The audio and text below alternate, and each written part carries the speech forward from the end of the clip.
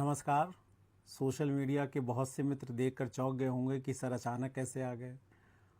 और मुझे लग रहा था कि बहुत दिनों से मैं लेखनी के माध्यम से तो आपसे जुड़ा हुआ था, पर मुझे भी अब प्रत्यक्ष रूप से आपके सामने रूबरू होने का मौका मिलना चाहिए। तो कल चूँकि भारत और चीन के बीच में तनाव बहुत बढ़ गया है, तो उस तनाव की पृष्ठभूमि में बहुत से छात्रों ने मुझे मैसेज किया कि सर आप भी चीन के मुद्दे पर अपनी राय रखिए।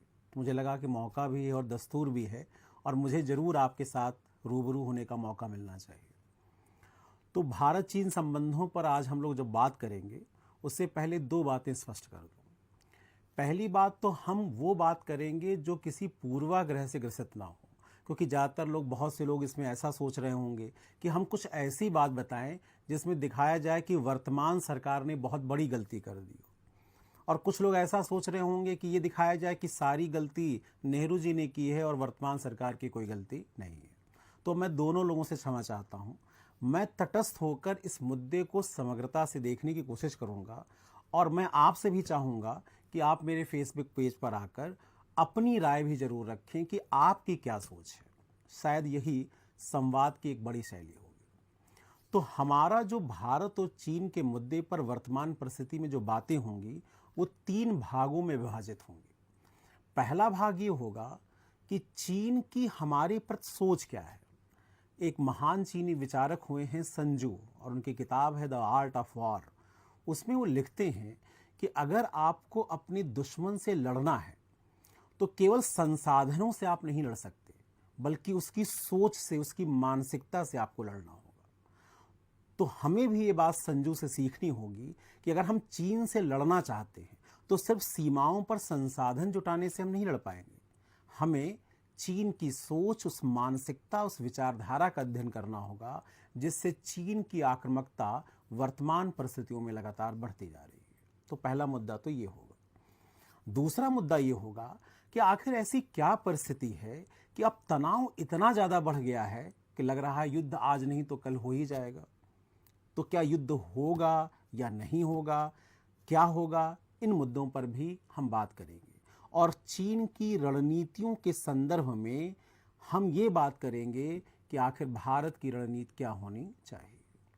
और तीसरा, भारत के संदर्भ में जब रणनीति बनाई जाएगी तो इसमें वैश्विक जो परिप्रेक्ष्य है, जो वैश्विक दृष्टिकोण है, वो क्या होगा। इन मुद्दों पर भी हम लोग बात करेंगे। तो पहला मुद्दा ये था कि दरअसल चीन क्या सोचता है भारत के लिए, क्योंकि जब तक हम चीन की सोच और समझ को नहीं समझेंगे, हम भविष्य में चीन के लिए कोई स्पष्ट रणनीति बनाने में सफल नहीं होंगे। तो जो चीन की पहली सोच ये थी, अगर हम 2016-17 तक की सोच देखें, 1991 पोस्ट कोल्ड वॉर के सिचुएशन में, तो चीन भारत को एक उपेक्षित शक्ति, जो चीनी विचारक हैं वो भारत को एक उपेक्षित शक्ति मानते थे। यानी भारत एक बड़े आकार में जनसंख्या वाला देश तो है, सेना तो बड़ी है, लेकिन भारत एक तरह से जाति, धर्म, वर्ग में बटा हुआ देश है। यहाँ अंदरूनी ऐसी शक्तियाँ हैं जो लगातार विभाजनकारी प्रवृत्तियाँ बनाए हुए हैं। फिर दूसरा, भारत में लोकतंत्र है। लोकतंत्र है तो अलग अलग स्टेक हैं। यहाँ पर किसी मुद्दे पर एक मत बनाना, एक राय बनाना बहुत ही क्या है, मुश्किल है। फिर उनका गवर्नेंस और करप्शन ऐसा है कि भारत अगर चाहे भी तो आर्थिक महाशक्ति नहीं बन पाएगा। तो चीनी विचारकों का या चीनी थिंक टैंक का ये मानना था कि भारत कभी भी चीन के लिए अकेले में खतरा नहीं बन सकता, पर एक स्थिति अगर ऐसी आ जाए कि वो अमेरिका के लिए एशिया में हथियार बन जाए, टूल्स बन जाए, तब वो चीन के लिए एक बड़ा खतरा हो सकता है। तो उन्हें डर बस इस बात का था कि अमेरिका अगर इस पूरे एशिया पैसिफिक रीजन में Japan, Taiwan, south Korea, Australia, Vietnam, Philippines और भारत को जोड़ ले तो एक ऐसा आर्क बना सकता है कि जिससे कि चारों तरफ से चीन को क्या किया जा सके, घेरा जा सके। तो चीन ने इसके लिए क्या किया कि एक तरफ 2001 तक आते आते उसने रूस से पहले अपने सीमा विवाद को हल कर लिया। पहला काम तो उसने ये किया। दूसरा काम क्या किया उसने फोकस किया कि भारत को दक्षिण एशिया में संतुलित किया जाए, काउंटर बैलेंस आप कह सकते हैं। इसे कहते हैं चीनी कहावत के रूप में कि आप अगर अपने दुश्मन को कमजोर करना चाहें तो उधार की तलवार का यूज करें। मतलब प्रत्यक्ष युद्ध न लड़ें, दुश्मन के दुश्मन को उससे भिड़ाएं, जिससे कि वो अंदरूनी तौर पर और भी कमजोर हो जाए। और ये उधार की तलवार थी चीन के लिए पाकिस्तान। पाकिस्तान को एटमी मामलों में सहयोग किया गया, उनके मिसाइल प्रोग्राम में सहयोग किया गया, उन्हें हथियार, गोला बारूद हर तरह से सहयोग किया गया, जिससे कि वो भारत के खिलाफ खड़ा हो। आगे चलकर स्ट्रिंग ऑफ पर्ल के तहत मालदीव, नेपाल, बांग्लादेश, इन सभी देशों में म्यांमार अपनी आर्थिक शक्ति का उपयोग करके अपनी पहुंच को इतना बढ़ाया गया कि भारत को इस चारों तरफ से घेरा जा सके। उन्हें लगता था कि अगर भारत को हम घेरेंगे तो भारत अपनी महत्वाकांक्षाओं को दक्षिण एशिया से बाहर नहीं ले जा पाएगा। पर चूंकि भारत एक आर्थिक बाजार भी था, तो उन्होंने, इसे कहते हैं policy of carrot and stick, कि एक तरफ तो भारत को सीमाओं पर घेरो और बीच बीच में खुद सीमाओं का अतिक्रमण करके टेस्ट भी करते रहो कि भारत रिस्पॉन्स क्या करता है, तो दूसरी तरफ आर्थिक मामलों में इंगेज किए रहो। WTO के मंच पर, पर्यावरणीय मंचों पर, ब्रिक्स के माध्यम से भारत के साथ संबंध भी बनाए रखो, जिससे उसके आर्थिक हित पूरे होते रहें और भारत भी अंदरूनी तौर पर कभी एक महाशक्ति बनने का ख्वाब ना देख सके। और अगर आप देखेंगे तो ज़्यादातर समय पे आपको भारत एक डिफेंसिव पॉलिसी बनाता हुआ दिखाई देगा। वो अपनी रणनीति को पूरी तरह पाकिस्तान सेंट्रिक रखेगा, वो अपनी रणनीति को अंदरूनी समस्याओं से निपटने में लगाएगा। और अगर इन सब को देखें तो चीन काफ़ी हद तक सफल होता हुआ दिखाई देगा। लेकिन जो मोदी सरकार का 2.0 है, 2019 तक आते आते परिस्थितियां बदल जाएंगी और इन परिस्थितियों में अब चीन को एक नई रणनीति पर विचार करना होगा। तो अब जरा आप ये विचार करिए कि आप चीन के राष्ट्रपति हैं शी जिनपिंग। मैंने ये बात क्यों कही? हमने आपसे पहले ही कहा था कि जब तक आप अपने दुश्मन की सोच को नहीं समझेंगे, आप कभी भी एक बेहतर रणनीति बनाने में सक्षम नहीं होंगे। तो आप शी जिनपिंग हैं और आपके पश्चिमी सीमा पर एक राष्ट्र है भारत, जिसको आप मानते थे कि वो कभी भी खतरा नहीं होगा उसके लिए, बशर्ते कि वो अमेरिका की गोद में न चला जाए। और आपको लगता था कि दक्षिण एशिया में हम उसे घेर कर रखेंगे और पाकिस्तान उसके लिए हथियार बनकर काम करेगा। पर अचानक ही वहाँ पर मोदी के नेतृत्व में 2.0 जो यूपीए की सरकार बनाती है, वो दक्षिण एशिया के शक्ति संतुलन को बिगाड़ कर रख देती है। कैसे? दरअसल जो चीन का सबसे बड़ा हथियार है पाकिस्तान, वो पूरी तरह सेना पर निर्भर है और वहाँ सेना के पीछे जनता का भरोसा इस बात को लेकर है कि सेना कश्मीर के मुद्दे पर कभी भी कोई समझौता नहीं कर सकती और कश्मीर में अगर कुछ भी हुआ तो सेना भारत को जीने नहीं देगी। पर इस सरकार ने आर्टिकल 370 को झटके से संशोधन कर दिया, उसकी भौगोलिक स्थिति को बदल कर रख दिया। वहां पर सेना कुछ भी नहीं कर पाई, उल्टा और उनकी अंदरूनी स्थिति, आर्थिक स्थिति खराब होती गई। भारत ने इस बीच में वहां पर लॉकडाउन, एक तरह से पूरी तरह से कश्मीर में लॉकडाउन की स्थिति उत्पन्न करके वहां के जितने भी आतंकवादी थे, अंदरूनी या बाहरी, उनको गिन गिन कर मारना शुरू कर दिया। तो जिस कश्मीर के भरोसे पाकिस्तान की जनता वहां की सेना को सपोर्ट कर रही थी, वो सपोर्ट तार तार हो गया। और जब सपोर्ट तार तार होने लगा तो सेना से भरोसा पाकिस्तान की जनता का टूटने लगा। यानी जो चीन का सबसे बड़ा हथियार है वो कमजोर होगा और अगर पाकिस्तान के अंदर कमजोरी उत्पन्न होगी, अनिश्चितता आएगी, सेना का प्रभाव कम होगा, तो जो चीन की सीपेक वाली योजना है या पाकिस्तान के माध्यम से मध्य पूर्व तक पहुंचने की योजना है या पाकिस्तान के माध्यम से तालिबान और आतंकवाद को नियंत्रित करने की चीन की योजना है, उस पर तो एक गहरा आघात लग जाएगा। तो पहला तो प्रॉब्लम ये चीन को लगना क्या हुआ, शुरू हुआ। दूसरी चीज जो ये लगी कि इस बीच में भारत ने अपनी महत्वाकांक्षा को दक्षिण एशिया से बाहर निकालकर पूरे विश्व में इसे फैलाना शुरू कर दिया। अगर आप देखेंगे तो ट्रंप की सरकार ने भारत को एक वैश्विक नेता के रूप में स्वीकार किया है। इंडो पैसिफिक रीजन के नाम से पुकारा जाने लगा इस पूरे एशिया प्रशांत क्षेत्र को, और भारत को उसमें मुख्य प्लेयर माना गया। पूरे विश्व में मोदी को सबसे ताकतवर नेता के रूप में स्वीकार किया जाने लगा। अगर ये ताकत स्वीकार की जाने लगेगी और मोदी की महत्वाकांक्षा दक्षिण एशिया से बाहर निकलकर इंडो पैसिफिक रीजन में क्रिएट होगी, तो जो जापान की उग्र राष्ट्रवादी सरकार है शिंजो अबे, अगर अमेरिका, ऑस्ट्रेलिया, वियतनाम और फिलीपींस के साथ मिल जाएंगे, तो ये इंडो पैसिफिक क्षेत्र में भी चीन के डोमिनेंस के लिए एक बड़ा खतरा उत्पन्न हो जाएगा। तो जरा जिनपिंग के बनकर सोचिए, आपके लिए एक खतरा आपके दक्षिण एशिया में आपके हथियार के ऊपर है। दूसरा खतरा है कि इंडो पैसिफिक में भारत की भूमिका बढ़ सकती है और भारत विश्व में एक आर्थिक महाशक्ति के रूप में उभर कर आ सकता है, और अमेरिका उसको सहयोग भी कर रहा है। यानी कमोबेश आपको लग रहा है कि जो डर उन्हें पहले था कि भारत पूरी तरह से अमेरिका के पाले में न चला जाए, वो खतरा अब दिखता हुआ दिखाई देने लगा है। ऐसी परिस्थितियों में आप सोचिए शी जिनपिंग को क्या करना चाहिए, क्या विकल्प है? क्या इस परिस्थिति को ऐसे ही स्वीकार कर लें, या कुछ ऐसा प्रयास करें कि भारत को उसकी सीमाओं में रखा जा सके और चीन के वैश्विक प्रभुत्व को फिर से बनाया जा सके? शी जिनपिंग को पोस्ट कोविड सिचुएशन में ऐसी परिस्थितियां दिखाई देने लगीं, और उसका परिणाम है कि कल की ये घटना आपके सामने प्रकट होती। तो अब ये देखने की ज़रूरत थी कि कल की घटना के बाद आखिर शी जिनपिंग की क्या उपलब्धियां रहेंगी। पहली उपलब्धि तो ये है कि जितना भारत और चीन की सीमाओं पर तनाव बढ़ेगा, उतना ही भारत की सेना कश्मीर से मूव करेगी लद्दाख से लेकर अरुणाचल तक, और जितना चीन मैकमोहन लाइन पर हमारी सेना का जमावड़ा बढ़ेगा, उतना कश्मीर में सेना का दबाव कम होगा। आपको पता है कि दिसंबर के बाद बर्फबारी शुरू हो जाती है, तो पाकिस्तान इन्फिल्ट्रेशन करने में सक्षम नहीं होगा।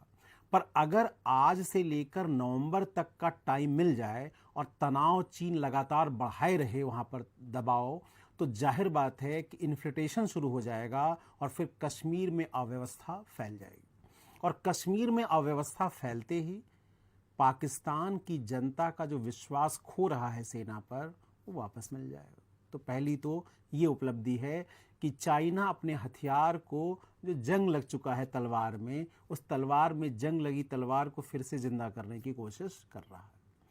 दूसरा फायदा क्या है? नेपाल से फ्रंट खुलवा दिया है चीन ने, और अब वो कोशिश करेगा बांग्लादेश और बाकी देशों से भी फ्रंट भारत का कहीं ना कहीं खुले, क्योंकि कहीं ना कहीं तनाव के कुछ ना कुछ बिंदु तो क्या हैं बने हुए हैं। ये अलग बात है कि बांग्लादेश में अभी शेख हसीना की जब तक सरकार है वो प्रो इंडिया है, पर कल को खालिदा जिया की सरकार आ जाए, वो तो एंटी इंडिया है।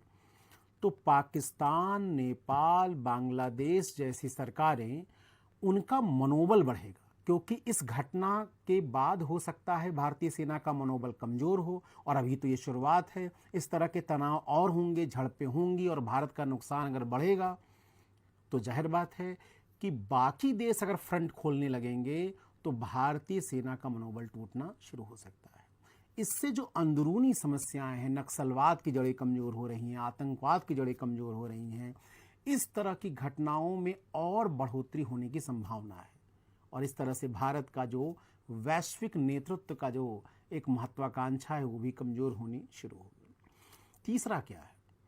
हाल के दिनों में भारतीय जनता का मोदी पर एक विश्वास बढ़ा है। ये नारा भी है कि मोदी है तो मुमकिन है, 56 इंच का सीना है। ये सारी चीजें इसलिए लोगों को सही प्रतीत होने लगी कि हमने धारा 370 खत्म कर, आर्टिकल 370 में संशोधन कर दिए, हमने एनआरसी लागू करा दिया, हमने बांग्लादेश के साथ सीमाओं पर कड़ाई की। अगर नेपाल, पाकिस्तान, चीन के साथ तनाव बढ़े और भारत डिफेंसिव मोड में चला जाए, तो जाहिर बात है कि जो भारतीय जनता का नेतृत्व पर विश्वास है वो भी टूटना शुरू होगा।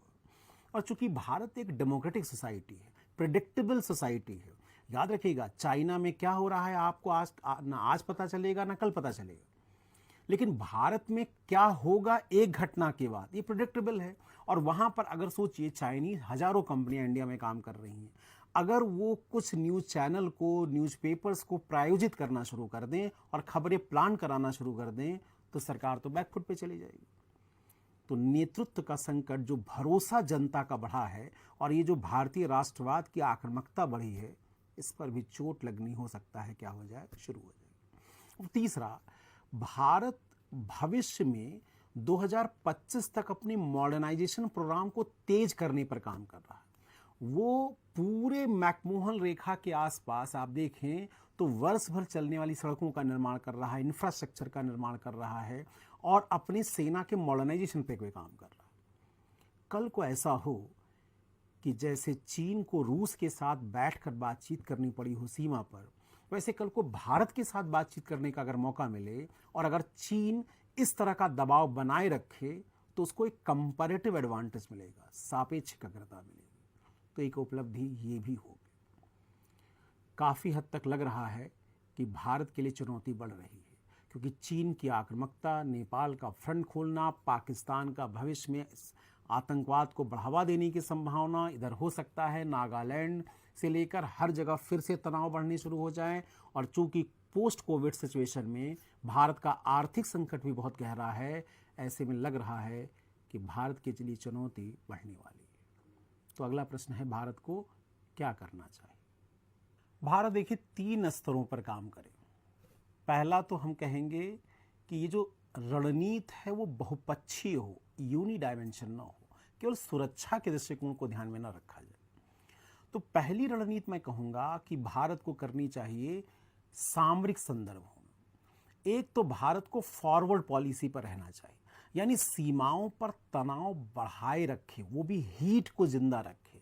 क्योंकि अगर चाइना का जो रणनीति है 2 कदम आगे 1 कदम पीछे, अगर ये रणनीति रही तो कुछ दिनों तक वो लद्दाख के नीचे चले आएंगे। तो जाहिर बात है कि भारत को सीमाओं पर दबाव बनाए रखना है, और जब ये दबाव बनाए तो साथ में कूटनीतिक प्रयास भी जारी रखें। कूटनीतिक प्रयास में क्या करें हम? एक तरफ भारत चीन के साथ हम डिप्लोमेटिक चैनल खोले रखें, संवाद बनाए रखें, करना भी चाहिए। दूसरी तरफ हम क्या करें, यूनाइटेड नेशन से लेकर हर वैश्विक मंच पर चीन की कमजोर नस को हम दबाएं। यह यथार्थवादी दृष्टिकोण अपनाना चाहिए। अगर हमारी कमजोरी कश्मीर रही है, नागालैंड रही है, तो उनकी तो कमजोरियों का अंबार है। हांगकांग उनकी कमजोरी है, तिब्बत उनकी कमजोरी है, ताइवान उनकी कमजोरी है। दरअसल वन चाइना पॉलिसी समग्रता से उनकी कमजोरी है। तो भारत को करना ये चाहिए कि वो सरकारी दृष्टिकोण न रखे, पर उसके एमपी, उसके एमएलए, उसके सरकार के अन्य लोग कहीं ना कहीं हर मंच पर ताइवान और तिब्बत के मुद्दे को उठाएं। वो बताएं कि सिंजियांग में मानवाधिकार का क्या हो रहा है, हनन हो रहा है। वो बताएं कि चीन में अभिव्यक्ति की आज़ादी नहीं है। पर यह करते समय ध्यान रखें कि हम अमेरिका की विदेश नीति का हथियार न बने। अपनी स्वायत्तता को भी हर कीमत पर बनाए रखने की हम कोशिश करें। हम स्वतंत्र और स्वायत्त होकर रणनीति बनाएं। हमें पता होना चाहिए कि अमेरिका हमें वैचारिक सहयोग दे सकता है, पर वो अपने लिए काम करता है, वो हमारे लिए नहीं काम करता। तो लड़ाई तो हम ही को लड़नी है। हाँ, हम जिससे जहां सहयोग ले सकें वो हमें करना चाहिए। दूसरा काम हमें करना है कि हमें रूस को अपने पक्ष में करना। याद रखिएगा, भारत का कभी भी अमेरिका सहयोगी नहीं रहा है, टूल्स की तरह यूज करना चाहता है। और दुनिया में हर देश का देखिए, वो इराक हो, अफगानिस्तान हो, पाकिस्तान हो, वो उनका यूज तो करता है लेकिन कभी खुलकर सहयोग नहीं करता। पर 1971 की लड़ाई याद होगी, रूस ही वो ऐसा देश था जिसने उस मंच पर खुलकर भारत का साथ दिया, वरना परिस्थितियां भारत के अगेंस्ट हो जाती। तो याद रखिएगा, ये मत सोचिएगा कि रूस चीन का सहयोगी है। अंतर्राष्ट्रीय राजनीति में जो दिखता है दरअसल कई बार होता नहीं है। रूस और चीन की सीमाएं मिल रही हैं। जिस तरह से चीन की आक्रामकता मध्य एशिया में बढ़ रही है, जिस तरह से उसका हस्तक्षेप बढ़ रहा है, वो रूस के प्रभाव क्षेत्र में भी हस्तक्षेप कर सकता है। और रूस जानता है कि अपने पड़ोस में एक महाशक्तिशाली देश का उदय लॉन्ग टर्म में उसके लिए हितों के लिए सही नहीं है। पर अगर भारत पूरी तरह से अमेरिका के पाले में गिर जाएगा तो शायद पुतिन से हमारी दूरी बढ़ जाएगी। तो यहाँ हमारा उद्देश्य होना चाहिए बैलेंसिंग इक्वेशंस क्रिएट करने। यानी हम अमेरिका का भी सहयोग लें और रूस का भी लें, और विशेषकर यूरोपियन यूनियन में जहां जर्मनी, फ्रांस जैसे देश अमेरिका से दूर जा रहे हैं, वो चाहे ईरान का मुद्दा हो, चाहे पर्यावरण का मुद्दा हो, हर मुद्दे पर दूरियां बढ़ रही हैं, कोविड से निपटने का मुद्दा हो, हमें यूरोपियन यूनियन को भी अपने पक्ष में करना है। हमें ऐसा प्रयास करना है कि भारत के पक्ष में लोग रहें और वो चीन को अलग थलग, याद रखिएगा चीन चूंकि इतनी बड़ी आर्थिक शक्ति है कि अलग थलग होना आसान नहीं, पर कम से कम वैचारिक रूप से अगर हर मंच पर हमने दबाव बनाए रखा तो कहीं ना कहीं हम चीन को बैकफुट में लाने में सफल होंगे। पर उससे ज़्यादा जरूरी प्रयास है कूटनीतिक स्तर। कूटनीतिक स्तर पर हमने कहा संवाद बनाना है, और दूसरी तरफ हमें आर्थिक रूप से अपने को आत्मनिर्भर बनाना। और कई बार हमने देखा है सोशल मीडिया पर लोग आत्मनिर्भर बनाने का मजाक उड़ाते हैं कि हम तो मोबाइल फ़ोन भी यूज करते हैं, हम तो हर चीज़ चीन का, हम ड्रग्स भी उन्हीं के यूज करते हैं, दवाइयाँ उन्हीं के यूज करते हैं। तो पहली बात तो ये समझने की ज़रूरत है कि आत्मनिर्भर यानी सेल्फ रिलायंस और आत्मपूरक यानी सेल्फ सफिशिएंसी में अंतर है। हमें आत्मनिर्भर बनना है, हमें आत्मपूरक नहीं। आत्मपूरक का मतलब है कि हम चीन से किसी भी प्रकार का सहयोग नहीं करेंगे, और आत्मनिर्भर बनने का मतलब है हम रणनीतिक दृष्टिकोण से चीन पर निर्भर नहीं होंगे। हम जहां तक संभव होगा अपने घरेलू उद्योगों को बढ़ावा देंगे, पर अगर चीन से हमें तकनीकी वैज्ञानिक सहयोग मिल रहा हो तो हम खुले दिल से स्वागत करें। तो जब आप आत्मनिर्भर भारत बने और चीन का बायकॉट करें तो इस बात का ध्यान रखें कि अगर दवाइयों की जरूरत हो तो हम क्यों नहीं लेंगे, हमें तकनीक चाहिए अगर चीन की तो हम क्यों नहीं लेंगे, पर हम वहां पर चीनी वस्तुओं का बहिष्कार जरूर करें जहां पर भारतीय वस्तुओं से कंपटीशन, जो लग्जीरियस वस्तु हो, जो ऐसी वस्तुएं हैं जहां पर हम विकल्प चुन सकते हो। याद रखिएगा, अगर भारत की 130 करोड़ जनता पर डे 1 रुपया चीन की वस्तुओं पर कम खर्च करे तो पर डे 130 करोड़ रुपया हम बचाएंगे जो चीन जा सकता है। सोचिए 30 दिन में ये 4000 करोड़ हो जाएगा और साल भर में हम 50,000 करोड़ रुपए की बचत कर सकते हैं। छोटी शुरुआत करिए, पर चीन के खिलाफ हमें सेना का सहयोग करना है और अपनी लड़ाई को लॉन्ग टर्म में चलाना है। भारतीय सेना को अपने मॉडर्नाइजेशन प्रोग्राम पर और तेजी से बल देना होगा। वो ये अपेक्षा ना करे कि इजराइल, जर्मनी, जापान, अमेरिका उसको लड़ने के लिए आएंगे, पर हाँ, जो टेक्नोलॉजी गैप है इंडिया और चाइना के बीच में, उस गैप को भरने की कोशिश हमें अवश्य करनी चाहिए। और अगर हम ये नहीं कर पाए लॉन्ग टर्म में तो ये गैप इतना बड़ा हो जाएगा कि China post Covid world order में हमें डिक्टेट करना शुरू कर देगा और हमारी संप्रभुता पर एक बहुत बड़ा प्रश्न चिन्ह लग जाएगा। चौथी चीज, चीन भारत से आमने सामने की लड़ाई में हो सकता जीत ना पाए, संभव भी नहीं, क्योंकि भारत की सेना चाहे माउंटेन रीजन हो या कोई भी रीजन लगातार लड़ाई लड़ रही है। वो आतंकवाद के नाम पर, पाकिस्तान के नाम पर लगातार प्रिपेयर की है, और चीन की सेना को ऐसा कोई युद्ध लड़ना नहीं पड़ा। तो आप अखबारों में पढ़ के, किताबों में पढ़ के, अभ्यास करके कुछ भी कोशिश करें, आप नहीं ट्रेन हो सकते जब तक जमीन पे आप लड़ाई न लड़ें। तो चीन जब भी युद्ध होगा वो आमने सामने की लड़ाई नहीं होगी। आपको याद होगा इराक का वार, ईरान की बात जो थी, हम आमने सामने की लड़ाई अब कोई देश, बड़ा देश नहीं लड़ता है। चीन के हैकरों की फौज है और साइबर वॉरफेयर हुआ, और उन्होंने अगर भारत के संपूर्ण सूचना तंत्र को नष्ट कर दिया तो भारत के पास कोई विकल्प नहीं होगा। तो अब साइबर वॉरफेयर है, बायोलॉजिकल वॉरफेयर है, इंफॉर्मेशन वॉरफेयर है, प्रोपेगेंडा वॉरफेयर है। भारत को अपने सैन्य आधुनिकीकरण के प्रोग्राम में एक मल्टी डायमेंशनल अप्रोच अपनाना होगा। हमें इमेजिन करना होगा कि एक साथ चीन, पाकिस्तान दोनों हमला करें, नेपाल भी फ्रंट खोल दे, बांग्लादेश भी फ्रंट खोल दे, भारत में आंतरिक आतंकवाद यानी नागालैंड, कश्मीर की समस्या उभर कर आ जाए, नक्सलवादी हमला कर दें और उसी समय सांप्रदायिक दंगे भी भारत में फैल जाएं, तो क्या हमारा सिक्योरिटी नेटवर्क ऐसा है कि हम उस परिस्थिति का मुकाबला कर सकें? शायद नहीं। और आने वाले समय में हमें इस पर काम करना होगा, हमें स्पेशलाइज्ड वे में काम करना होगा और इस पूरे सुरक्षा तंत्र को ब्यूरोक्रेसी के जाल से निकालकर एक स्पेशलाइज्ड मैनर में बढ़ाना होगा। हम ये करेंगे क्योंकि याद रखिएगा, यूनान, मिस्र, रोमा सब मिट गए जहां से, कुछ बात है कि हस्ती मिटती नहीं हमारी। हम चीन हो, पाकिस्तान हो या कुछ भी हो, हम अपने विश्व गुरु के बनने के सपने को पूरा करेंगे।